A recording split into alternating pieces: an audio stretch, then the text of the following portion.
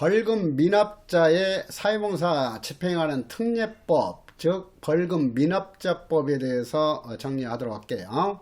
제1조를 보면은 벌금 미납자법은 형법의 벌금 미납자에 대한 노역장 유치를 사회봉사로 대신하여 집행할 수 있는 특례와 절차를 규정함으로써 경제적인 이유로 벌금을 낼 수 없는 사람의 노역장 유치로 인한 구금을 최소화하여 그 편익을 도모함을 목적으로 한다 하는 거. 그래서 우리나라에 있어서도 노역장 유치를 대체하는 사회봉사 명령제도가 시행이 되고 있다 하는 것을 알 수 있죠. 그래서 이것은 이미 형법에서도 벌금형과 같이 주요 조문들은 공부를 했었어요. 그래서 다시 한번 확인하는 식으로 정리하도록 하자고요. 제2조 정의에 있어서 벌금 미납자란 법원으로부터 벌금을 선고받아 확정됐는데도 그 벌금을 내지 아니한 사람을 말한다. 그리고 제2호에 있어서 사회봉사란 보호관찰관이 지정한 일시와 장소에서 공공의 이익을 위하여 실시하는 무보수 근로를 말한다. 그래서 이 사회봉사를 노동명령이라고도 한다고 그랬어요. 그리고 이 봉사해야 할 일시와 장소의 지정권은 여러분들에게 있는 거죠. 보호관찰관에게 있지 법원에 있는 게 아니다. 자, 그래서 보호관찰관이 지정한 일시와 장소에서 공공의 이익을 위하여 실시하는 무보수 근로를 말한다. 하는 거.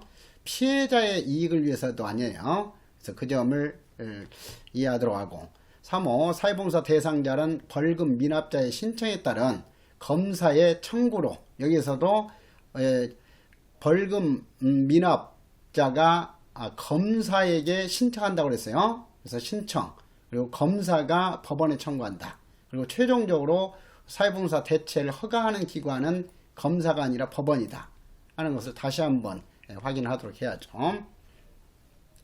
그리고 3조에 있어서 국가의 책무, 제4조 사회봉사의 신청은 출제 가능성이 높죠. 그래서 별표 3개 하고, 1항 대통령령으로 정하는 그 금액 범위 내에 있는 벌금 미납자만 사회봉사 대체 신청을 할 수 있도록 하고 있죠. 그래서 그 금액은 500만원 이하이다. 500만원 범위죠. 자, 이 500만원은 또 형법에 있어서 집행유예 할 수 있는 벌금도 500만원 이하의 벌금에 대해서만 집행유예 할 수 있도록 규정했죠. 그래서 다시 한번 그 집행유예 그 규정도 생각하면은 3년 이하의 징역 금고 또는 500만원 이하의 벌금에 처할 때 집행유예를 할 수 있다. 이렇게 돼 있죠. 그리고 선고유예의 경우에는 1년 이하의 징역 금고와 벌금, 자격정지에 대해서 선고유예 할 수 있다 했었어요. 그래서 벌금형에 대한 집행유예는 500만원 범위 내에서만 할 수 있도록 규정하고 있다. 그것과 균형을 맞추기 위해서 과거에는 300만원 범위였는데 지금 현재는 그 후에 개정된 것이 500만원 범위예요. 그래서 과거처럼 300만원 범위 내의 벌금 미납자만 사회봉사 대체 신청할 수 있다. 이렇게 바꾸는 함정 주의하세요. 500만원. 그리고 검사의 납부 명령일로부터 30일 이내에 벌금도 확정된 날로부터 30일 이내에 납부하듯이 이 사회봉사 신청 기간도 납부 명령일로부터, 확정일로부터가 아니에요. 이것도 검사의 납부 명령일로부터 30일 이내에 주거지를 관할하는 지방검찰청 검사에게 사회봉사를 신청할 수 있다. 그렇지 벌금 미납자가 직접 법원에 사회봉사를 신청할 수 있는 게 아니다 하는 거. 다만 검사로부터 벌금의 일부 납부 또는 납부 연기를 허가받은 자는 그 기간 내에 사회봉사를 신청할 수 있다 하는 거. 그래서 그 점을 이해하도록 하고, 자, 제2항 특히 출제 잘 되고 있죠. 그래서 사회봉사를 신청할 수 없는 사유가 뭐냐 하는 거. 일단은 시설 내에 구금되도록 돼 있는 경우에는 사회봉사 신청한다는 것은 의미가 없잖아요. 시설 내 구금을 줄이기 위해서 구금되기 이전에 이렇게 사회봉사로 대체할 수 있도록 해주는 거예요. 자, 그래서 그 점을 좀 이해할 필요가 있죠. 그래서 제 1호도 보면 징역 금고와 동시에 벌금을 선고받은 사람은 이 사람은 어쩔 수 없이 징역 금고형을 집행받아야 하기 때문에 구금될 수밖에 없는 사람이죠. 그렇기 때문에 징역 금고와 동시에 벌금을 선고받은 사람, 예를 들어서 징역 1년에 벌금 400만 원에 찬다 이렇게 한 경우 어차피 징역 1년 동안 시설 내에서 집행받아야 하기 때문에 사회 봉사로 대체하는 것은 의미가 없다 하는 거예요. 자, 그리고 제 2호에 있어서 법원으로부터 벌금 선고와 동시에 벌금을 완납할 때까지 노역장에 유치할 것을 명받은 사람, 이것도 벌금 선고하면서 원칙적으로는 노역장 유치를 명하는 게 아니에요. 그런데 납부 재산을 빼돌릴 가능성이 높은 경우라든가 이런 경우에는 예외적으로 벌금을 선고할 때 동시에 노역장에 유치할 것을 명할 수 있도록 형법에서 규정하고 있죠. 그래서 이런 경우 법원으로부터 선고함과 동시에 이렇게 노역장 유치할 것을 명받았다면 이미 구금되어 있는 상태이기 때문에 사회봉사로 대체하게 하는 것은 의미가 없다 하는 거예요. 그래서 제 1호와 2호가 출제가 잘 되니까 확실히 알아두고, 그리고 다른 사건으로 형 또는 구속영장이 집행되어 시설내 처분을 지금 받고 있거나 노역장 유치되어 구금 중인 경우, 자, 이 경우도 똑같은 취지예요. 이미 시설 내에 구금되어 있기 때문에 사연의 처우로 전환한다는 것은 의미가 없다는 것. 그리고 4호, 사회봉사를 신청하는 해당 벌금에 대하여 법원으로부터 사회봉사를 허가받지 못하거나 취소당한 사람, 다만 사회봉사 불허가 사유가 소멸된 경우는 당연히 신청할 수 있죠. 자, 그래서 이 항은 그 점을 확실하게 알아두도록 하고요. 그리고 제 5조 사회봉사 청구 나오면 청구가 들어있기 때문에 이것은 검사가 주체가 되는 규정이구나 하는 것을 알 수 있죠. 신청을 받은 검사는 사회봉사 신청인이 신청한 경우에 이런 요건, 결격 요건에 해당하지 아니한 때에는 법원에 사회봉사의 허가를 청구할 수 있다가 아니라 청구해야 한다죠. 결격 사유가 결격 요건이 없는 경우에는 사회봉사를 청구해야 한다 라고 규정을 하고 있어요. 그 점을 이해하도록 하고, 그리고 검사는 사회봉사 청구 여부를 결정하기 위해 필요한 경우는 신청인에게 출석 또는 자료 제출 요구하거나 신상인의 동의를 받아서 공공기관 단체 벌금 납입 능력 확인에 필요한 자료를 요구할 수 있다. 이것도 자료를 요구해야 된다가 아닌 거, 그런 정도로 이해를 하도록 하고요.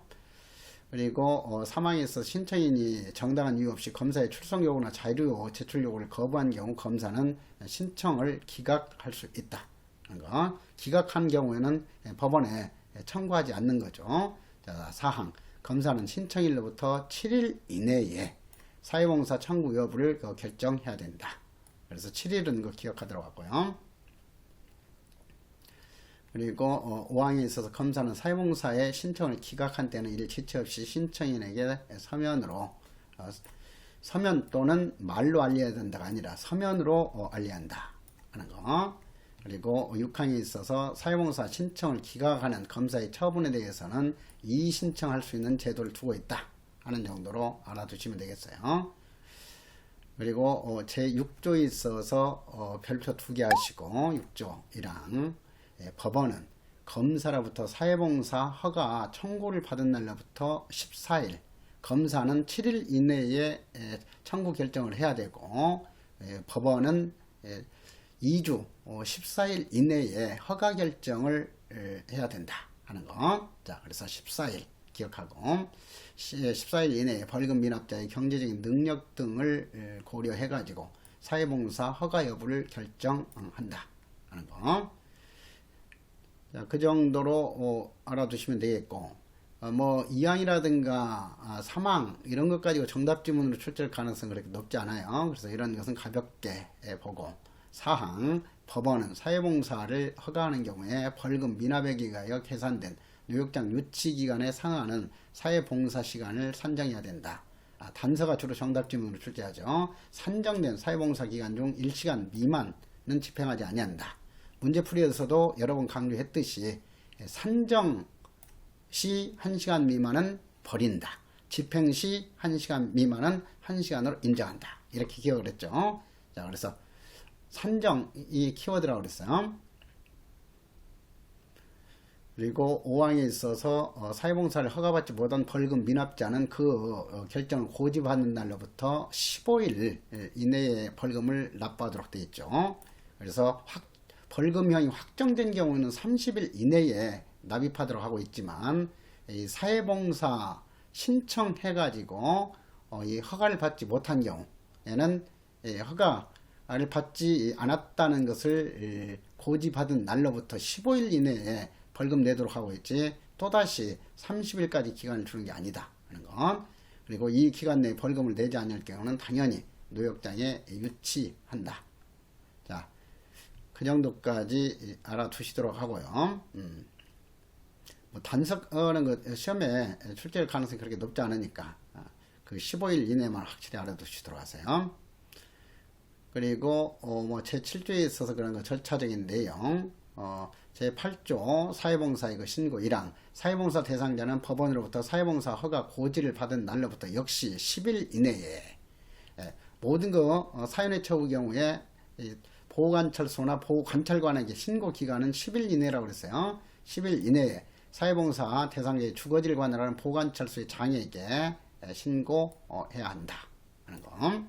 제9조 역시 발표 하나 하고 사회봉사는 보호관찰관이 집행한다 하는 건 너무나 당연한 내용이죠. 다만 보호관찰관은 그 집행의 전부 또는 일부를 국공립기관이나 그 밖의 단체 또는 시설에 협력을 받아 집행할 수 있다지 위임할 수 있다가 아니에요.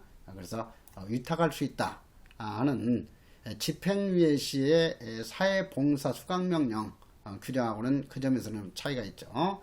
그래서 시설에 협력을 받아 집행할 수 있다지 위탁할 수 있다가 아니라는 거.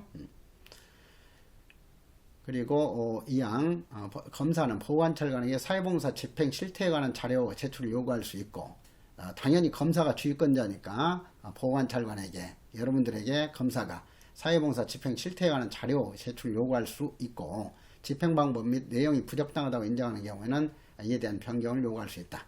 그래서 검사하고 보호관찰관을 뒤바꾸는 함정 문제도 출제된 바가 있고 하죠. 그리고 제10조 사회봉사 집행 1항 보호관찰관은 사회봉사 대상자의 성격, 사회경력, 범죄의 원인, 개인적인 특성을 고려하여 사회봉사의 집행 분야를 정해야 된다. 그래서 일시와 분야 정하는 것은 보호관찰관님의 권한이다 하는 것을 다시 한번 확인했죠. 2항 사회봉사는 1일 야차하면 8시간, 7시간으로 착각할 수 있어요. 그래서 근로기준법상 하루 노동시간 8시간으로 이렇게 착각할 수도 있고 하니까 사회봉사는 8시간이 아니라 9시간을 넘겨 집행할 수 없다는 거. 다만 사회봉사의 내용상 연속 집행이 필요성이 있어서 보호관찰관님께서 승낙하시고 사회봉사 대상자가 분명히 동의한 경우에 한해서만 연장 집행할 수 있다. 그래서 연장 집행 절차에 있어서도 대상자가 동의한 경우에만 연장에 집행할 수 있다가 아니야.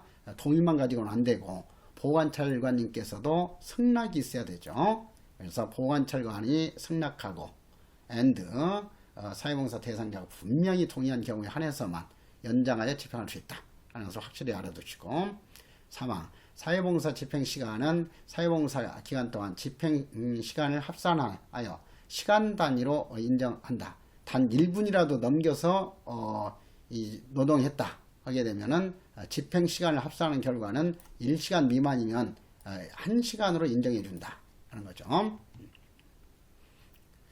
그리고 시행령까지 출제가 될 수 있기 때문에 시행령 7조 집행 개시 시기 사회봉사 대상자의 신고를 받은 보호관찰소의 장은 보호관찰관에게 사회봉사 집행 장소 등 집행 여건을 갖추어 지체 없이 사회봉사를 집행하게 한다. 그래서 며칠 이내로 집행해야 된다가 아니라 지체 없이 집행하도록 하고 있죠. 그래서 그 점. 그리고 다만 사회봉사 대상자의 생업, 학업, 질병 등을 고려하여 집행 개시 시기를 조정할 수 있도록 하고 있다. 조정할 수 있다. 그리고 제8조에서 집행 시간 하게 되면은 사회봉사는 평일 주간에 집행하는 것을 원칙으로 하는 것이지 공휴일 집행이 원칙이 아니에요. 다만 사회봉사 대상자의 동의 또는 신청을 받아가지고 사회봉사 대상자의 생업이나 학업, 질병 등을 고려하여 야간 또는 공휴일에 집행할 수는 있다 하는 건, 야간 또는 공휴일에는 집행할 수 없다가 아니에요. 그래서 그 점 주의하고, 그리고 연장하는 경우에도 일일 총 13시간을 초과할 수 없다 하는 건, 그래서 이 13시간도 확실히 기억을 해야 되겠죠. 그리고 9조 보관철과는 사회봉사 집행 분야 및 장소 등을 고려하여 적절한 사회봉사 집행 대상 인원을 결정해야 된다. 그리고 11조도 별표하시고요. 사회봉사 집행은 사회봉사가 허가된 날로부터 6개월을 넘겨서는 안 된다. 원칙적으로 6개월 이내에 집행해야 돼요. 다만 보호관찰과는 특별한 사정이 있으면 검사의 허가까지 받아야 와서 6개월 범위에서 한 번 그 기간을 연장하여 집행할 수 있다 하는 거예요. 보호관찰관이 직권으로 연장 집행할 수는 없어요. 보호관찰관은 특별한 사정이 있으면 검사의 허가를 받아가지고 6개월 범위 내에서 한 번만 그 기간을 연장하여 집행할 수 있다. 자, 그래서 11조 내용까지 알아두시고 제 12조도 별표 하나 하세요. 사회봉사 대상자는 사회봉사 이행을 마치기 전에 벌금 후 전부 또는 일부를 납부할 수 있다 하는 거예요. 그래서 500만 원 이하의 벌금 미납자가 이 경제적으로 납부하기가 어렵다고 생각해가지고 이 사회봉사 대체 신청을 해가지고 500시간 사회봉사 명령 하도록 규정이 됐는데, 뭐 300시간 하다 보니까 이제 더 좋은 사업거리가 나타났다든가 이렇게 한 경우에는 사회봉사 하는 것보다는 차라리 벌금 내고 취업해가지고 돈을 벌 건 다른 운영을 해가지고 돈을 버는 것이 더 나을 것 같으면은 중간에라도 이렇게 나머지 벌금 액수를 낼 수 있다 하는 거죠. 자, 그래서 그 점 이해하도록 하고, 제13조에 있어서 사회봉사 이행의 효과, 사회봉사의 전부 또는 일부를 이행한 경우에는 당연히 그 집행한 시간에 상응하는 벌금 액수를 공제한다 하는 거죠. 그래서 사회봉사에 상응하는 벌금액을 낸 것으로 본다. 자, 그 점을 이해하도록 하고, 뭐 사회봉사의 허가 취소라든가 이런 것까지 세부적으로 출제할 가능성이 그렇게 높지가 않으니까 15조 사회봉사의 종료 사유 정도로 이해하는 선에서 봐두시도록 하세요. 그래서 벌금을 완납한 경우 당연히 사회봉사 허가가 취소된 경우, 사회봉사 대상자가 사망한 경우 등에는 사회봉사가 끝난다 하는 거. 자, 그래서 그런 정도로만 알아두시면 되겠고요. 그리고 이어서 스토킹 처벌법은 공부를 했죠. 이어서 337페이지 범죄 피해자 보호법 보시죠. 자, 이 법은 이론에서 공부했듯이 영국의 여성 형벌 개량 운동가인 프라이가 범죄 피해자에 대한 공적 구제를 최초로 주장했다 하는 것을 기억할 필요가 있죠. 자, 그리고 또한 21세기 중요한 형사사법의 이념인 이 회복적 사벌 반영에서 검사의 형사 조정에 대해서도 범죄 피해자 보호법에서 규정을 두고 있다 했어요. 그래서 그러한 것을 확인하는 시간이죠. 그래서 제1조 목적을 보면 이 법은 범죄 피해자의 보호 지원, 기본 정책 등을 정하고 타인의 범죄 행위로 인하여 생명, 신체에 한해서만 피해를 받은 사람이지 재산이 들어가는 함정 문제 항상 주의하자고 그랬죠. 그래서 생명, 신체 또는 뭐 재산 피해를 받은 사람 이렇게 바꾸는 함정 주의하도록 해야 돼요. 오로지 생명, 신체 피해를 당한 개인 범죄 피해자만 구조금을 받을 수 있다 하는 거. 자, 그 점을 주의하도록 하고요. 그리고 뭐 제2조에 있어서 기본 이념 범죄 피해자 보호법이니까 이런 그 이념을 명시하고 있죠. 그래서 범죄 피해 상황에서 빨리 벗어나 인간의 존엄성을 보장받을 권리가 있다는 것을 명시했고, 그리고 범죄 피해자의 명예와 사생활의 평온은 보호되어야 된다. 사망, 범죄 피해자는 해당 사건 관련한 각종 법적 절차에 참여할 권리가 있다는 것을 명시했어요, 이제. 그래서 범죄 피해자의 형사사법 절차 참여권을 인정을 했다 하는 거. 자, 그리고 제3조 별표 두 개 하면서 그 정의. 그래서 제1호 범죄 피해자란 타인의 범죄 행위로 인해서 피해를 당한 사람에 한정하는 것이 아니라 그 배우자에는 항상 사실상 혼인관계에 있는 사람은 포함한다예요. 그래서 포함한다를 제외한다로 바꾸는 함정 주의하도록 하고, 그래서 사실상 혼인관계에 있는 사람을 포함한 그 배우자 그리고 직계, 친족 및 형제, 자매까지 피해자로 그 규정을 하고 있다. 그래서 직접 피해자뿐만 아니라 간접 피해자까지도 피해자로서 정의하고 있다 하는 것을 알아두시겠고,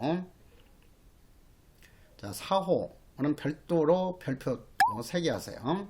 자 구조대상 범죄 피해, 다시 한번 구조대상 범죄 피해가 될 수 있는 것은 대한민국의 영역 안에서 또는 대한민국 영역은 아닐지라도 대한민국에 주권이 미치는 대한민국의 영역 밖에 있는 대한민국의 선박이나 항공기 안에서 발생된 범죄 피해에 대해서만 구조금을 지급할 수 있다. 외국에서 우리나라 국민이 범죄 피해를 당한 경우는 구조금을 지급할 수 없다 하는 거예요. 그래서 그 점을 다시 한번 확인하도록 하고, 그리고 사람의 생명 또는 신체를 해치는 죄에 대해서만 구조금을 지급할 수 있다 하는 건, 재산범죄나 명예범죄 피해에 대해서는 구조금 지급할 수 없다 했죠. 그리고 구조금을 지급할 수 있는 법 위반 행위에는 어떤 것이 있는지, 제9조 형사 미성년자에 의한 법 위반 행위로 인해서 피해를 당한 경우, 자, 형사 미성년자의 법 위반 행위는 범죄는 성립되지 않지만은 피해자에게 구조금을 지급하도록 규정하고 있다. 형사 미성년자. 역시 심신 상실자의 경우에도 범죄 성립하지 않지만은 구조금을 지급할 수 있도록 규정하고 있고, 제 12조 강요된 행위, 위법성 조각 사유일지라도 범죄가 성립되지 않는 경우라도 역시 구조금 지급하도록 하고 있죠. 자, 주로 많이 출제하는 것이 긴급피난이에요. 긴급피난에 따라서 처벌되지 아니하는 행위에 대해서도 구조금을 지급한다. 자, 그렇지만은 구조금을 지급할 수 없는 경우는 정당 행위, 정당 방위, 과실에 의한 행위로 발생한 범죄 피해에 대해서는 구조금을 지급할 수 없다. 자, 그래서 과실에 의한 행위는 구조금을 지급할 수 없으나 긴급 피난에 따라서 처벌되지 아니한 행위의 피해는 구조금을 지급해야 한다. 이렇게 한 줄로 정확하게 대비시켜서 알아두어야 되겠죠. 그리고 사망하거나 장해이지, 여기서는 현행법에서는 이제 중장애로 한정하지 않아요. 가벼운 장애건 무거운 장애건 장애 전체에 대해서 구조금을 지급할 요건으로 규정했고, 그런데 상해의 경우에는 가벼울 경자 경상해는 해당되지 않고 무거울 중자 중상해에만 해당이 된다 하는 것. 그래서 이 중상해를 상해로 바꾸는 함정 문제는 자주 출제가 될 거예요. 그래서 그 점을 주의하도록 해라. 그래서 다시 한번 해설해서 구조대상 범죄 피해는 재산범죄, 명예범죄 피해는 전혀 해당되지 아니한다 하는 거. 장애 개념 정도는 알아둘 필요 있죠. 장애는 치료 조치가 끝난 후에 남은 신체 장애를 말하는 거죠. 그래서 피해를 당했을 당시를 기준으로 하는 것이 아니라 부상이나 질병 치료된 후에 남은 신체 장애를 뜻하는 것이다. 정신장애까지는 해당되지 않아요. 트라우마라든가 이런 건 신체 장애로 한정해서 규정하고 있고, 그리고 중상해라는 것은 범죄 행위로 인해서 신체나 그 생리적인 기능에 손상을 입은 것으로서 대통령령 정하는 경우를 말한다. 그러니까 중상해는 뭐야? 범죄 행위를 할 당시를 기준으로 해서 어느 정도 손상을 입었는지 이거 기준으로 해서 판단한다 하는 거. 자, 그 점. 그 다음에 국가의 책무에 대한 규정도 한 번 정도 봐주시고, 지방자치단체의 책무, 국민의 책무, 이런 것은 주로 맞는 선지 정도로 들어갈 거예요. 그리고 범죄 피해 보호 지원의 기본 정책 이런 것들도 구체적으로 시험 출제 가능성이 그렇게 높지 않아요. 제8조 보시면은 국가는 범죄 피해자의 해당 사건과 관련하여 수사 담당자와 상담하거나 재판 절차에 참여하여 진술하는 등 형사 절차의 권리를 행사할 수 있도록 보장해야 한다. 그래서 범죄 피해 구조 청구권, 이것은 헌법상 기본권으로 보장하고 있을 뿐더러 또 이 범죄 피해자 보호법에서도 이렇게 이 재판 절차에 참여해 진술하는 등 형사 절차상의 권리를 행사할 수 있도록 보장하는 명시 규정을 두고 있다. 자, 그걸 이해하도록 하고요. 그리고 2항 국가는 범죄 피해자가 요청하면은 가해자에 대한 수사의 결과, 공판기일, 재판 결과, 형집행 및 보호관찰 집행사항 등 형사 절차에 관련된 정보를 제공할 수 있다. 그래서 국가는 피해자가 요청하면은 이런 그 정보를 제공해야 한다는 아니에요. 제공할 수 있다. 자, 그래서 그 점도 주의하도록 하고, 그리고 제8조에 의해 있어서 국가는 수사 및 재판 과정에서 다음 각호의 정보에 대해서는 피해자에게 의무적으로 제공해야 한다. 자, 그래서 8조하고 8조의 2를 좀 구분해서 알아둘 필요가 있죠. 어떤 것에 대해서는 의무적으로 제공하도록 하고 있는가. 자, 보니까 범죄 피해자의 해당 재판 절차 참여 진술권 등 형사 절차상 범죄 피해자의 권리에 관한 정보는 제공해야 된다. 하는 거. 그렇지만은 이 피의자, 가해자, 범죄자에 대한 이런 거 정보, 이것은 제공할 수 있다죠. 그리고 2호 구조금 지급 및 범죄 피해자 보호 지원 단체 현황 등 범죄 피해자의 지원에 관한 정보죠. 그래서 이러한 것은 의무적으로 제공하도록 하고 있다. 그렇지만은 가해자, 범죄자에 대한 정보는 제공할 수 있다라고 규정하고 있다 하는 것을 이렇게 구분해서 알아두시면 되겠죠. 그리고 시행령에 있어서도 밑줄 그어놓은 정도는 다시 한번 확인할 필요 있죠. 형사 절차 관련 정보는 범죄 피해자에게 제공하는 것을 원칙으로 한다. 다만 범죄 피해자의 명시적인 동의가 있는 경우에는 범죄 피해자 지원법인에도 해당 정보를 제공할 수 있다. 그래서 지원법인에게도 정보 제공할 수 있는 근거 규정을 줬다는 것. 자, 3항 범죄 피해자가 형사 절차 관련 정보를 요청한 경우에는 해당 국가기관은 이를 제공해야 한다. 하는 거.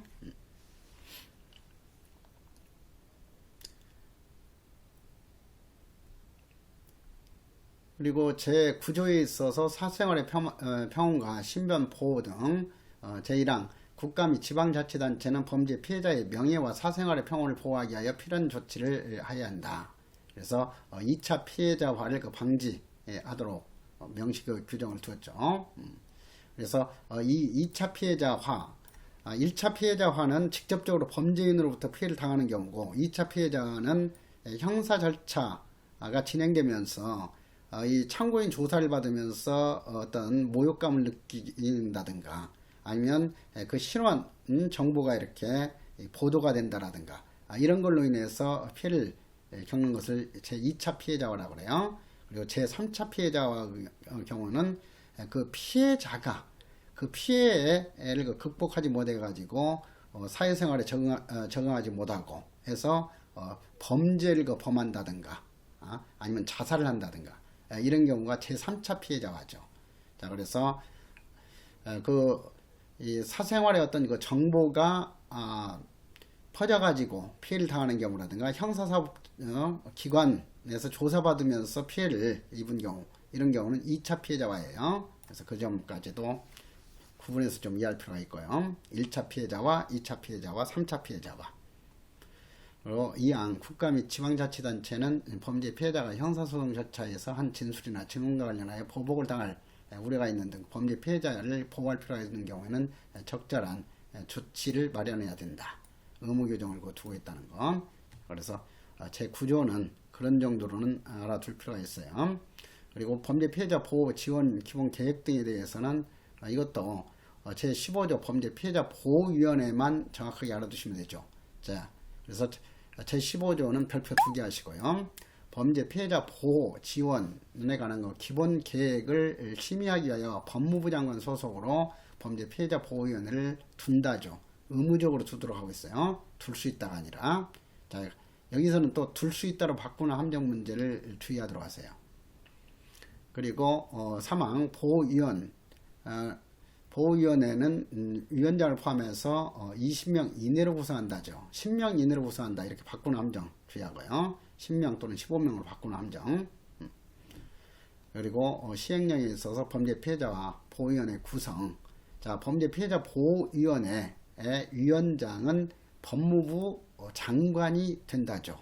자, 이것도 지금 법무부 중앙에 설치된 그 위원회의 경우에는 차관이 위원장이 되는 경우가 많죠.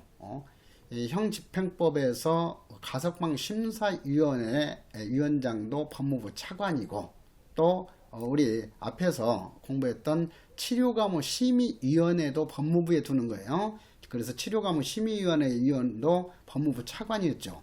그런데 범죄 피해자 보호위원회는 차관이 아니라 법무부 장관이 된다. 자, 그래서 이 차관과 장관이 계속 헷갈릴 수가 있으니까 그렇게 교정직 준비하는 사람은 가석방 심사위원회까지 포함해서 이렇게 대비시켜서 정리하도록 하고요. 그래서 가석방 심사위원회나 그리고 치료감호 심의위원회 위원장은 법무부 차관이나 범죄 피해자 보호위원회 위원장은 장관이다. 자, 그렇게 대비시키고요. 위원 자격까지 출제할 가능성은 그렇게 높지 않아요. 그리고 임기, 위원회 그 임기는 2년으로 하고, 근데 이것도 어때? 치료감호 심의위원회의 위원 임기는 3년으로 하고 했었죠. 그래서 그것도 헷갈리시오. 치료감호 심의위원회 임기는 3년, 범죄 피해자 보호위원회 임기는 2년. 또 이것은 교정직 준비하는 사람들은 이것까지 알아야죠. 가석방 심사위원회의 위원 임기도 2년이었어. 그리고 지금 범죄 피해자 보호법에서 범죄 피해자 보호위원회의 위원 임기는 2년으로 하면서 2차례 연임 제한 규정을 두고 있죠. 연임할 수가 없다는 아니야. 2차례만 연임할 수 있다. 근데 치료감호 심의위원회의 위원 임기는 연임할 수 있다라고 되어 있어요. 연임 제한 규정이 없어요. 그리고 또 형집행법에서 가석방 심사위원회는 어땠어요? 가석방 심사위원회의 경우는 임기 2년으로 하되 한 차례만 연임할 수 있다 이렇게 되어 있었죠. 그래서 특히 그 교정직 보는 사람들이 좀 복잡해질 수 있으니까 그렇게 형집행법령까지 포함해서 정리를 하도록 하고요. 우리 그 보호직 준비하는 사람들은 치료감호 심의위원회하고만 확실히 비교하면 돼요. 자, 그래서 그런 점을 이해하도록 하고, 그리고 해촉 사유 같은 경우도 금고 이상의 형의 선고를 받은 경우, 이것이 과거에는 해촉 사유였는데 이제는 해촉 사유가 아니니까 그 정답 지문으로 출제할 수 있는 것을 좀 기억해 놓을 필요가 있어요. 그리고 이 범죄 피해자 보호법에 있어서는 역시 구조금 지급 요건이 가장 중요하죠. 그래서 별표 4개 하고, 자, 국가는 구조 대상 범죄 피해를 받은 사람, 신체 및 생명 피해를 받은 사람이죠. 사람이 다음 요건에 해당하면은 구조 피해자 또는 그 유족에게 범죄 피해 구조금을 지급할 수 있다가 아니죠. 의무적으로 지급하도록 하고 있어요. 그래서 그 점, 지금 요건을 보면은 구조 피해자, 즉 생명이나 중상해 장애 피해를 당한 피해자가 피해의 전부 또는 일부를 배상받지 못했을 때지, 다른 거 배상을 받았을 때는 국가가 1차적으로 지급할 필요가 없는 거예요. 그래서 범죄 피해자 구조금은 보충적인 그런 제도다 하는 거.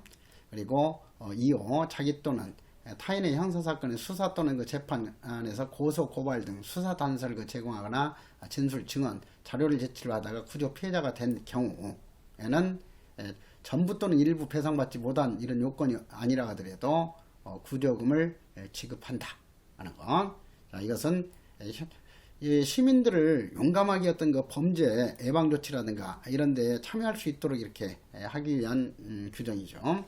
제 17조 구조금의 종류 별표 3개 하고, 구조금은 사망 피해의 경우에는 그 유족에게 구조금 지급하니까 유족 구조금, 그리고 장해를 입은 피해자에게 장해 구조금, 그러니까 이것은 피해자 본인에게 지급하는 거죠. 장해 구조금. 그리고 중상해 구조금도 피해자 본인에게 지급한다. 그러니까 피해자 본인과 그 유족에게 지급하는 구조금의 종류가 있다. 그리고 구조금은 일시금으로 지급하는 것이지 뭐 특별한 사정이 있다고 해서 분할 지급할 수 있는 것은 아니다 하는 거죠. 그리고 유족 구조금은 상속 순위에 따라서 이렇게 지급하도록 하고 있죠. 그래서 순위가 같은 유족이 2명 이상이면 똑같이 나누어 지급한다 하는 거. 대표 유족에게 전체 지급하는 게 아니에요.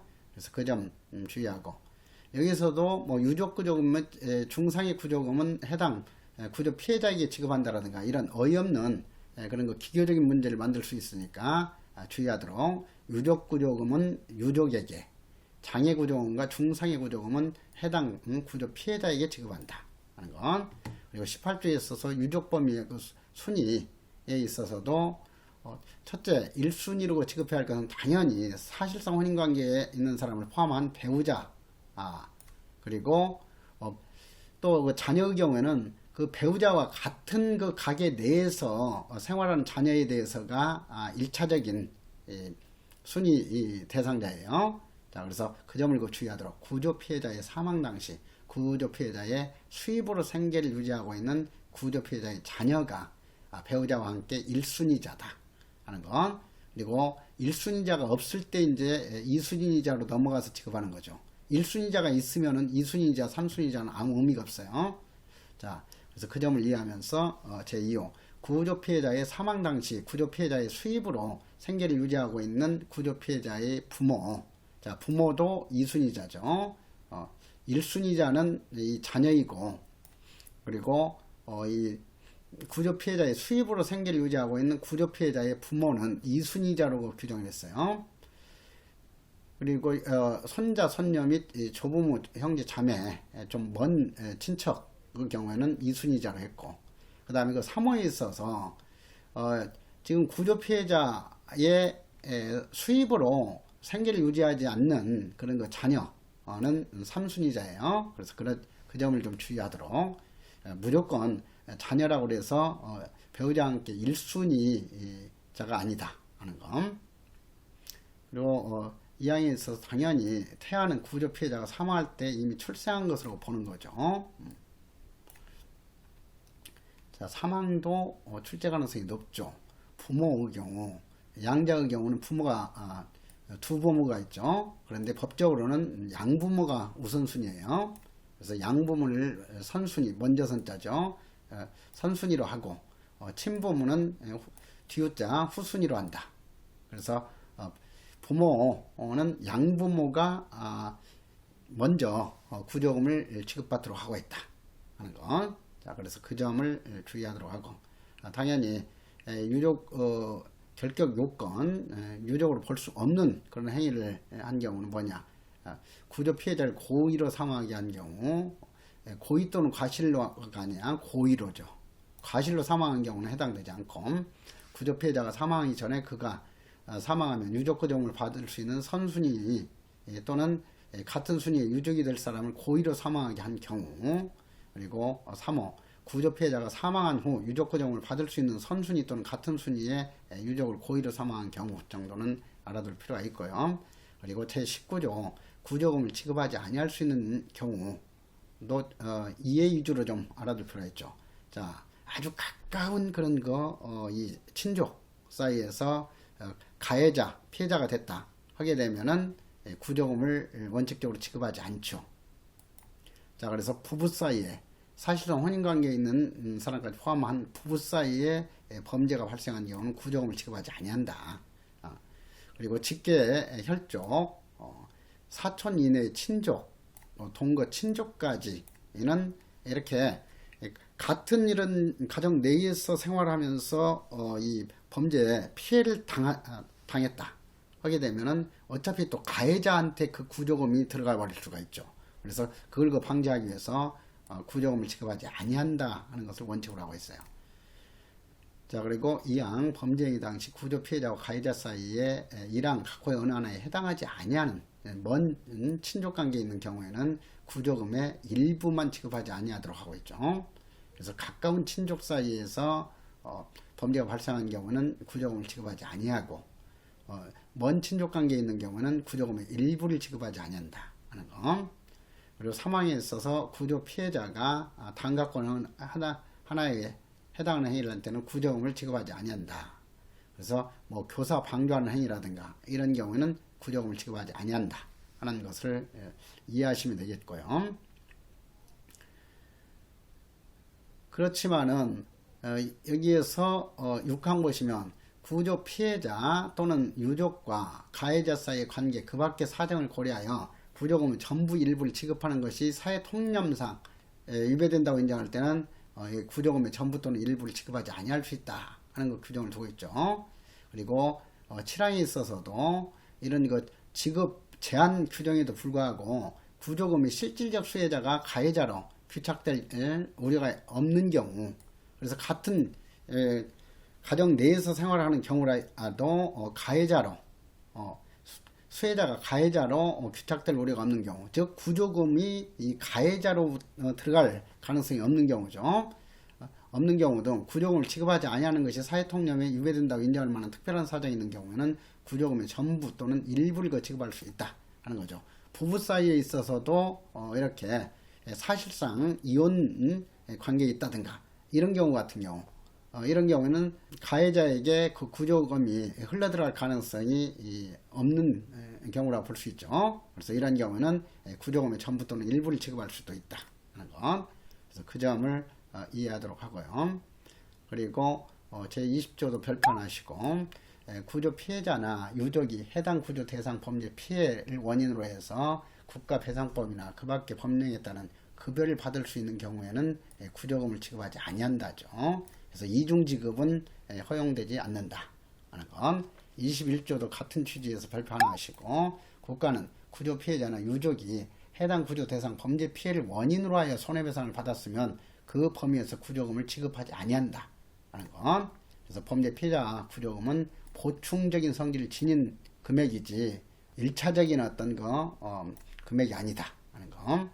그리고 2항, 국가는 지급한 구조금 범위에서 해당 구조금을 받은 사람이 구조 대상 범죄 피해를 원인으로 하여 가지고 있는 손해배상 청구권을 대의한다 하는 거.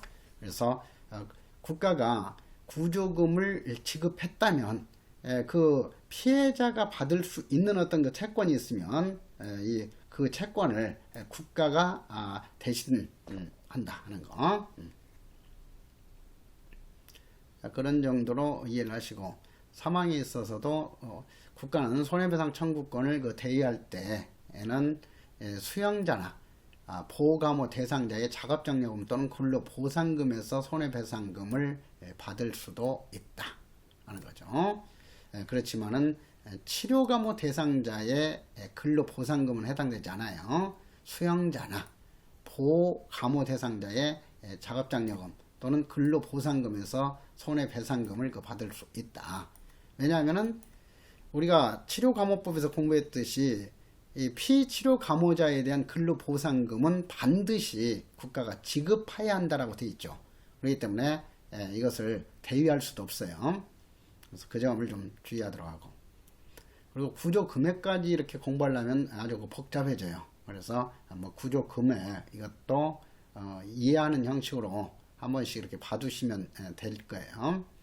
그리고 23조 별표 2개 하고, 이 법에서 외국인이 구조 피해자이거나 유족인 경우에는 해당 국가와 상호 보증이 있는 경우에만, 여기에 밑줄 긋고 상호 보증이 없는 국가의 외국인에 대해서는 구조금을 지급할 수 없다. 그렇지만은 이 상호 보증이 있는 국가의 외국인에 대해서는 우리나라 국민하고 똑같이 구조금을 지급한다죠. 적용한다 이렇게 되어 있으니까. 자, 그래서 이것도 헷갈려서는 안 되겠지. 우리나라 국민이 외국에 나가서 피해를 당한 경우에는 구조금을 지급할 수 없다. 그런데 반대로 외국인이 우리나라 영역 내에서 범죄 피해를 당한 경우에 상호 보증이 있는 외국인이라면은 구조금을 지급한다 하는 거. 자, 그래서 그 점. 그리고 범죄 피해자 구조 심의회, 이것은 범죄 피해자 보호위원회하고 헷갈리지 않도록 좀 주의를 하도록 하세요. 구조금 지급 신청은 이 범죄 피해자 구조 심의회에 하는 것이지 범죄 피해자 보호위원회에 하는 게 아니에요. 그래서 그런 점을 좀 주의하면서 구조금 지급 신청은 지구 심의회에 신청해야 된다 하는 거. 자, 그리고 그래서 25조도 별표 3개 하고, 자, 2항 보시면은 구조금의 지급 신청은 해당 구조 대상 범죄 피해 발생을 안 날로부터는 3년 이내이고 발생한 날로부터 10년 이내예요. 그래서 이것도 뭐 발생한 날로부터 3년 이내, 안 날로부터 10년 이내 이렇게 뒤바꾼다든가 이렇게 할 수 있으니까 그 점 주의하고, 그리고 지급 결정이 된 후에 2년 동안 수령하지 않으면 시효로 소멸한다는 거 규정이 뒤에 있어요. 그래서 그 2년하고도 헷갈리지 않도록 주의하죠. 그래서 그 점. 그리고 27조 같은 경우는 구체적인 규정보다는 재심 신청 제도를 두고 있다 하는 정도로 알아두시면 되겠어요. 그리고 제28조 긴급구조금의 지급규정 제도도 두고 있다. 지구심의에는 신청을 받았을 때 구조 피해자의 장애 또는 중상해 정도가 명확하지 아니하거나 그 밖의 사유로 인하여 신속하게 결정할 수 없는 사정이 있으면 신청 또는 직권으로 긴급구조금을 지급하는 결정을 할 수 있다. 그래서 신청이 있는 경우에만 긴급구조금을 지급하는 결정을 할 수 있는 게 아니라 직권으로도 할 수 있다 하는 것을 좀 알아두시도록 하고요. 그리고 제30조에 있어서 구조금 환수와 관련해서 구조금 환수도 별표 하나 하시고요. 1항 국가는 이 법에 따라서 구조금을 받은 사람이 단각호 어느 하나에 해당하면 지구심의 또는 본부심의의 결정을 거쳐서 그가 받은 구조금의 전부 또는 일부를 환수할 수 있다지, 이런 환수 같은 경우는 필요적 규정이 아니에요. 그래서 환수할 수 있다지 전부를 환수해야 한다가 아니라는 거. 자, 그런 점을 좀 주의하고요.